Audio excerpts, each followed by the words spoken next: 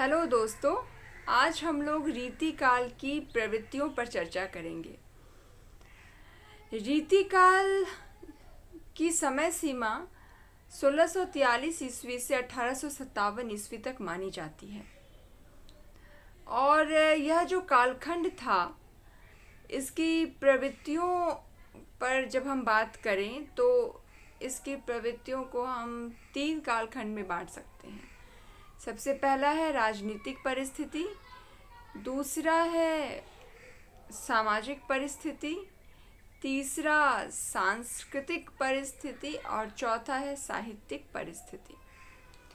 जब राजनीतिक परिस्थिति पर हम चर्चा करते हैं तो हम पाते हैं कि यह कालखंड मुगल साम्राज्य के उत्कर्ष और उसके बाद इसके पराभव से संबंधित है। मतलब कि उसका उद्भव हुआ, विकास हुआ मुगल साम्राज्य का, इसने अपनी पराकाष्ठा देखी और उसके बाद कुछ निकम्मे विलासी प्रवृत्ति के राजा आए और उन्होंने सब कुछ चौपट कर दिया। तो यह हुआ पराभव। तो हुआ क्या था? देखो, राजनीतिक परिस्थिति की जब हम चर्चा करते हैं तो इसमें अकबर का शासनकाल जब शुरू होता है तो हम जानते हैं कि अकबर एक बहुत अच्छे शासक थे। और अकबर जो है वो उन्होंने अपने साम्राज्य को सुदृढ़ किया। हिंदू मुस्लिम एकता में बढ़ोतरी हुई। जैसा कि हम जानते हैं कि जोधाबाई से उनका विवाह हुआ था। उनकी एक रानी जोधाबाई बहुत प्रिय रानी थी उनकी। तो इस विवाह संबंध के ज़रिए उन्होंने हिंदू और मुसलमान इन दोनों जातियों, इन दोनों धर्मों के बीच जो है एक एकता सद्भाव की भावना पनपी थी।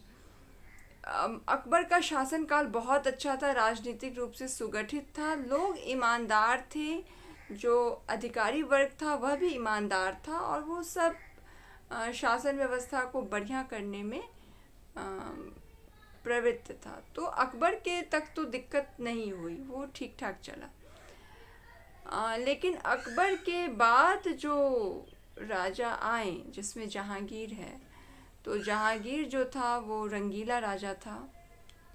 जहांगीर में विलासी प्रवृत्ति भी थी और इस विलासिता के कारण जैसी अकबर के अंदर राजनीतिक क्षमता थी, राजनीतिक रूप से संगठित करने की जो क्षमता थी, वह जहांगीर में कम थी। और विलासिता के कारण अपव्यय, धन संपत्ति का अपव्यय, भ्रष्टाचार को बढ़ोतरी, मतलब राज्य पे ध्यान नहीं देना बल्कि अपने पर ही ध्यान देना, खुद का कैसा जीवन है, कैसे खुद को और अच्छे से रखें, इस पर उसका ज़्यादा जोर था। जिस कारण इस यहाँ की राजनीतिक परिस्थिति में विघटन आया। जहांगीर के बाद आए शाहजहां, और शाहजहां के बारे में हम जानते हैं वो भी घोर विलासी प्रवृत्ति के राजा थे। सुरा सुंदरी के बीच में रहना है, मदिरा पान करना है और इसी सब में उनका मन लगता था। तो यहाँ पर भी हम देखते हैं कि अपव्यय हुआ, उत्थान तो नहीं ही हुआ बहुत। जितना अकबर ने अपने शासनकाल में शासन का विस्तार किया था, राज्य का विस्तार किया था, वैसा विस्तार तो शाहजहां और जहांगीर में नहीं ही हुआ। और जो पहले की धन संपत्ति थी वह उनकी विलासी प्रवृत्ति ने और उसको बढ़ाया, मतलब अपव्यय हुआ। शाहजहां के कालखंड में एक कुछ अच्छी बातें भी हुई जिसका जो परिणाम है वह उसके कला संस्कृति में देखने को मिलता है। खैर, उस पर चर्चा तो हम दूसरे टॉपिक पर करेंगे। जब दूसरे टॉपिक को टच करेंगे, उसमें आएंगे, तब हम उस पर बात करेंगे। लेकिन राजनीतिक कुशलता की जो बात है, राजनीतिक सुगढ़ता की जो बात है, वह जहांगीर और शाहजहां में नहीं थी। जहांगीर के बाद शाहजहां, शाहजहां के बाद जो है वह औरंगज़ेब आए। औरंगज़ेब के समय में हिंदू मुसलमानों में कट्टरता बहुत बढ़ गई। एक दूसरे के प्रति जो वैमनस्य की भावना थी उसमें बहुत बढ़ोतरी हुई। तो राजनीतिक रूप से वह यह सब पूरा कालखंड कैसा था, उथल पुथल से भरा था। और प्रमाण के लिए जब हम बात करते हैं रीतिकाल की, तो आप लोग ध्यान दिए होंगे जो 18 रीतिकाल के समय ही ईस्ट इंडिया कंपनी हमारे देश आई थी भारत, और आई थी व्यापारी बनकर, मतलब नौकर के रूप में आई थी, व्यापार करने आई थी। और धीरे धीरे हमारे राजाओं की जो विलासी छोड़ने की प्रवृत्ति, भोग करने की प्रवृत्ति थी, इसके कारण वो धीरे धीरे उन्होंने, मतलब ईस्ट इंडिया कंपनी ने हमारे पूरे देश पर कब्जा कर लिया। तो इसमें इस कालखंड के राजाओं की बहुत बड़ी भूल थी कि उन्होंने खुद को राजनीतिक रूप से सक्रिय नहीं किया। कहने का मतलब है कि रीतिकाल की राजनीतिक स्थिति खराब थी, अच्छी नहीं थी। इसी कारण ईस्ट इंडिया कंपनी आई व्यापार के लिए, और उसने धीरे धीरे पूरे भारत पर अपना शिकंजा कस लिया। अब राजनीतिक स्थिति के बाद हम इसकी सामाजिक स्थिति पे बात करते हैं। जैसा कि छात्रों हम जानते हैं कि जिस देश की राजनीति अच्छी नहीं होगी, तो उस देश का जो सामाजिक स्थिति भी उस देश की अच्छी नहीं होगी। तो जहाँ हमारे देश में उस समय जो राजा थे, उनके जीने का जो रहन सहन का जो ढंग था, इसने वहाँ देश में रहने वाले जो लोकल लोग थे, जनता थी, उसको बहुत प्रभावित किया। जनता क्या देखती थी? जनता देखती थी कि राजा सोया रहता है, आराम से खाता है, पीता है, सुरा और सुंदरी में डूबा रहता है, और इसके जो अधिकारी गण हैं वो भी बड़े भ्रष्ट हैं। उनको पैसा चाहिए किसके लिए? तो सुख सुविधाओं के लिए। तो ये सब देख देख के जो वहाँ के लोग थे, मतलब देश में रहने वाले जो जनता थी, वो भी कहती थी कि अरे हमें भी मौज मस्ती ही करनी है। और जो अधिकारी थे उनका काम क्या था? भ्रष्टाचार फैलाना। तो बिना पैसा दिए तो कोई काम होता नहीं था। और इस सब की जो देख रेख थी वो राजा करते नहीं थे कि क्या हो रहा है शासन में, थोड़ा देख भी आए कि प्रजा मर रही है कि जी रही है।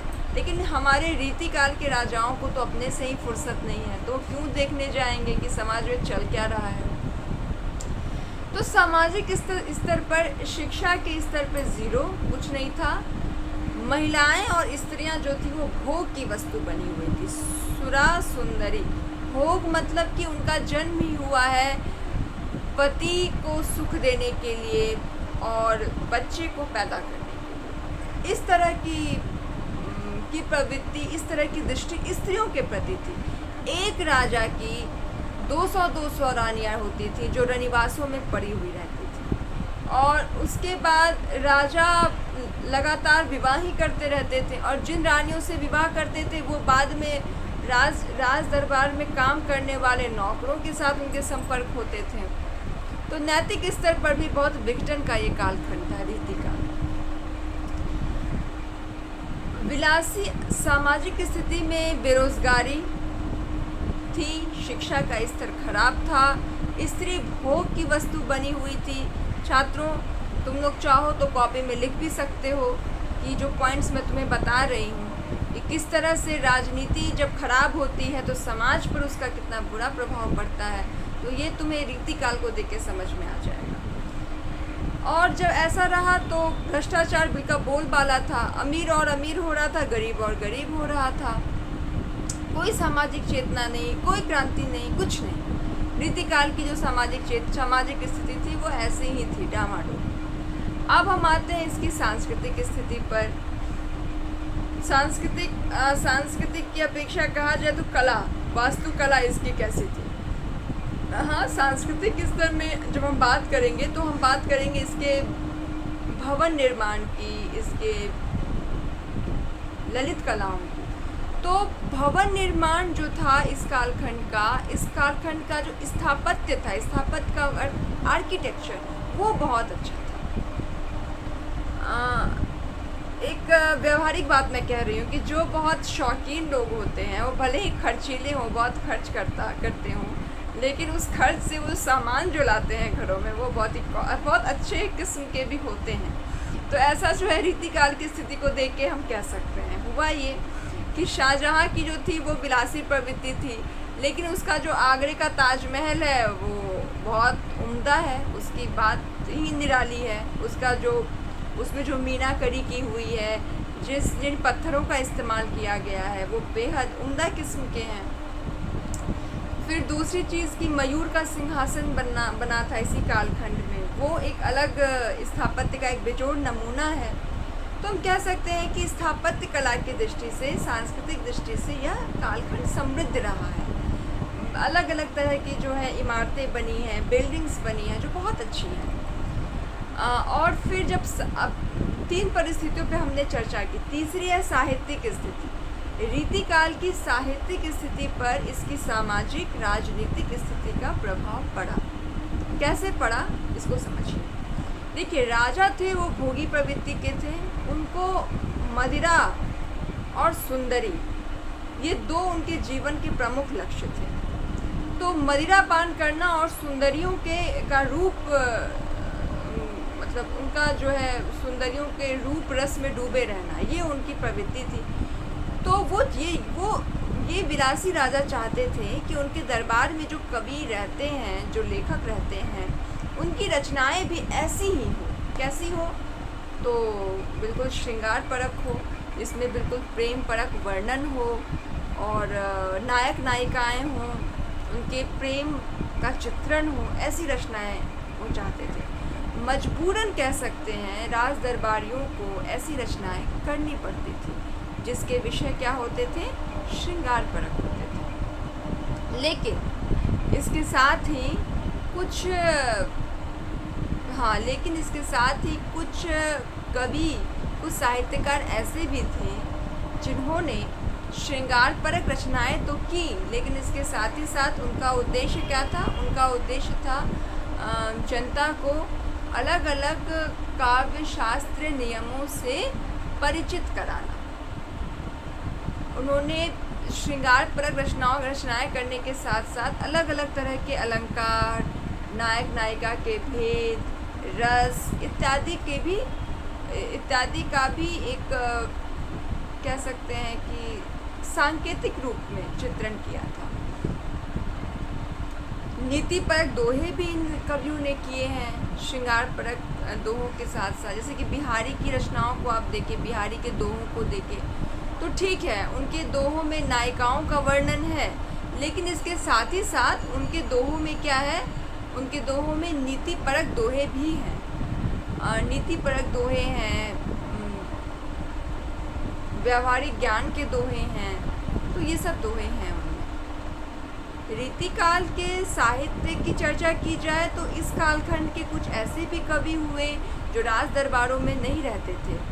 राज दरबारों में नहीं रहने का अर्थ हुआ कि ये अपने मन से रचनाएं करते थे, इसीलिए इस कालखंड के कवियों को रीति मुक्त भी कहा जाता है। जो मैंने क्लासेस में आप लोगों को बताया था कि रीति मुक्त ऑफलाइन जो हमारी क्लास हुई थी उसमें मैंने बताया था कि रीति मुक्त जो है रचनाएं क्या हुई, कैसी हुआ करती थी।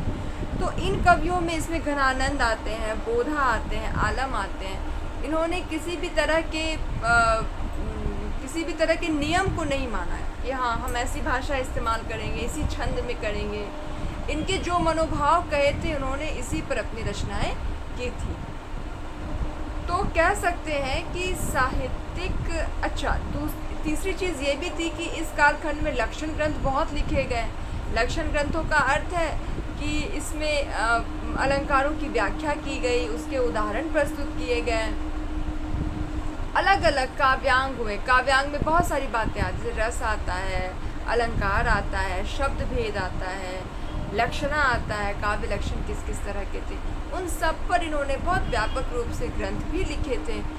तो हम कह सकते हैं मिला जुला के कि रीतिकाल की साहित्यिक जो प्रवृत्ति है वो अच्छी है, क्योंकि इसने घनानंद जैसे अमर कवि दिए हैं जिन्होंने इतनी अच्छी घनानंद की जब प्रेम की पीर, घनानंद को कौन सा कवि कहा जाता है? प्रेम की पीर का कवि कहा जाता है। बिहारी के दोहे जो है गागर में सागर की तरह है ना। देव की रचनाएं भले ही बहुत श्रृंगार परक हैं, लेकिन फिर भी धर्म अर्थ काम मोक्ष, इसमें काम भी एक जीवन का पक्ष है, तो उस पर उनकी रचनाएं खरी उतरती हैं। तो साहित्यिक दृष्टि से रीतिकाल जो है वो समृद्ध काल रहा है, इसमें कोई दो राय नहीं। तो मुझे लगता है छात्रों, आप लोगों को समझ में आ गया होगा रीतिकाल की परिस्थितियों के बारे में। इस कुछ मिनट के छोटे से वीडियो में मैंने कोशिश की कि आप लोगों को इसके बारे में एक मोटा मोटी आइडिया हो, एक सार संक्षेप में आइडिया हो, और इसी के आधार पर आप अपना नोट्स भी तैयार कर सकते हैं कुछ अलग किताबों की मदद से और इसकी मदद से। तो चलिए फिर हम आपसे मिलते हैं, तब तक के लिए बाय।